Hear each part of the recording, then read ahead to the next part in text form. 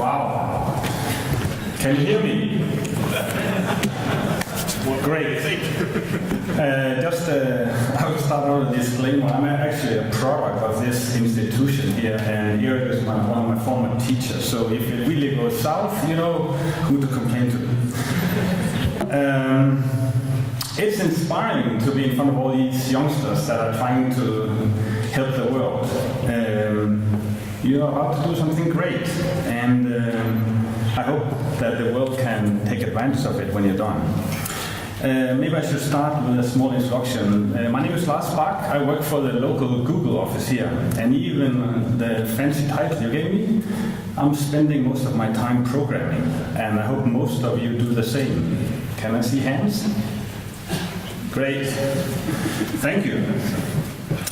So Google is a proud sponsor of this event, and has been for several years. And what I want to mention is also Google is trying to help out or assist where they can.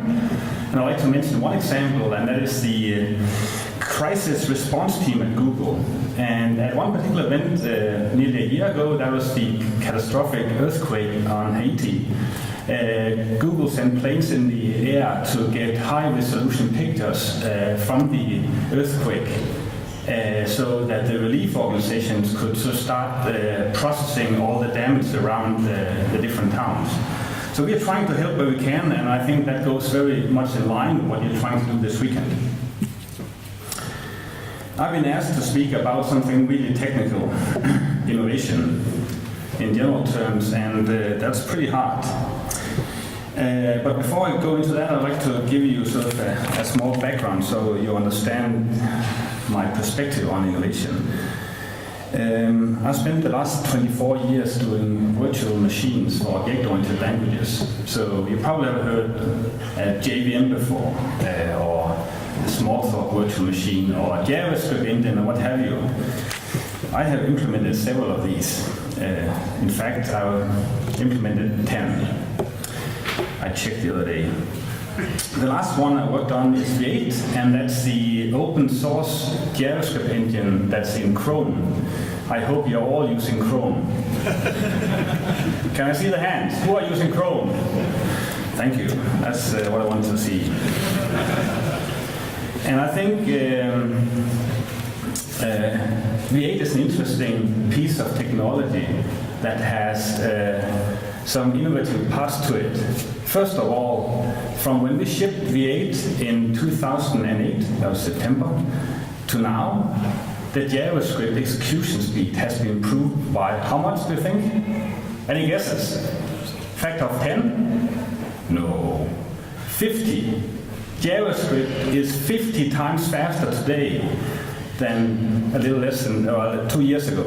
That's pretty amazing on the same hardware. And we are not done speeding up yet. As you probably also know that Chrome is open source, so is V8. Everybody can take it. They can even close source it afterwards and sell it if they want to. So Google really believes in this open source movement, and I hope some of you guys are using Chrome and V8 for the projects you'll be working on. Let's see. The good thing about this friendly competition, as we heard about, is you can actually inspire people to do better. When we started with V8, we went to the browser vendors around the world and asked them if they would be interested in having such technology. None of them were interested, so we just decided to go home and build it. When we shipped it, people got sort of anxious and started doing their own stuff. And certainly the fact that we open sourced it, they could look at the ideas we have done and use it if they wanted to, or they can do their own. But what happened was that we got a healthy kind of competition in the browser space. So whenever people are shipping a new browser for the web, you will see that they will measure the performance and see if it's better or worse than the other ones. I really like that. And you know what? The result is it's easier to browse today than it was 2 years ago, and it enables innovation for web application developers. Before, people were sort of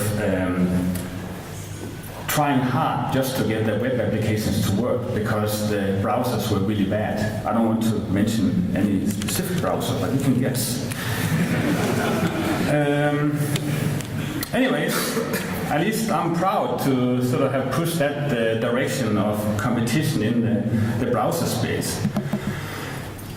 But in doing that work, I also have a bad conscience, something I'm really not proud of, but I'll talk about that at the end.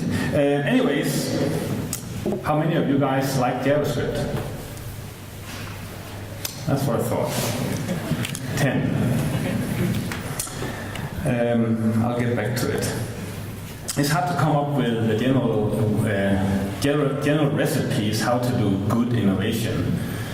But I can give you some sort of ingredients that will help make innovation happen. And here they go.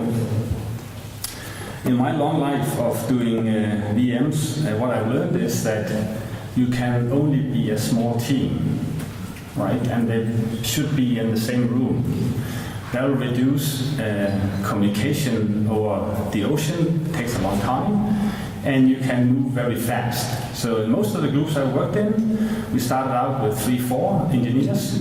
Of course, they have to be smart, but all of us are smart, so that's not a problem. And then for you, of course, as you mature the product, you get up to a size of 10. And that's when it's still manageable. You don't have to send emails out and have meetings, because I don't like meetings either. So that's one ingredient to have innovation that is small, very efficient, and then avoid all the meetings. Number 2, you have to be passionate. You have to be passionate about what you build, right? So, and that's where competition comes in. Because if you're really competitive, you are passionate about winning. And if you are in the field I'm in, where speed is all that counts, this is fantastic. It can really drive a whole team to excel when it comes to innovation. They'll come up with new ideas because they're behind, and I really like that. When we started the V8 team, we were aggressive. We said, okay, before we ship this product, we want to be 20 times as fast as the existing competitors. Right? It sounded completely insane, and most people laughed at us when doing that. We did it, but being aggressive, if you don't set the bar really high, you'll never reach it. So that was another ingredient for innovation. And sort of the third one, you better also be a specialist in what you're doing. So trying to enter a new area and just be innovative is really, really hard. So in the book Outliers from Malcolm Gladwell, it talks about what it takes to become a success. You basically just have to spend 10,000 hours at it, and then you'll get good. So don't wobble around too much, because then you're over with your life before you're an expert. Let's see what else is on the list. I talked a little bit about the competitive marketplace. It's extremely important. First of all, it's important because if you don't have the market for your innovation, it doesn't matter. Nobody cares. So you really want to find a place where you can innovate, where it matters. And what you do this weekend will matter. Anyways, I've had fun competing against Internet Explorer, Firefox, and Safari. So I hope you will find that passion later in life. I guess most of you guys are students, is it true? Yes, at least half. The last part, most companies don't like. You have to break the rules. So if you set these aggressive goals of being like 20 times faster in your system, you have to ignore everything else. So if the company says you have to go to a meeting for something else, you say no. Screw that, go. That is a very, very important part of innovation. You have to be isolated doing what you're doing. Otherwise, it's really hard to make progress fast. And now back to my bad conscience. So we improved JavaScript with a huge factor. The problem is I'm also a computer scientist. And JavaScript is probably the suckiest programming language I've ever seen. So it's with a heavy heart we made it really fast, because the problem is that it will probably prolong the life of it. All right, I hope you'll have a great conference the next 2 days, and I wish you the best of luck. All right.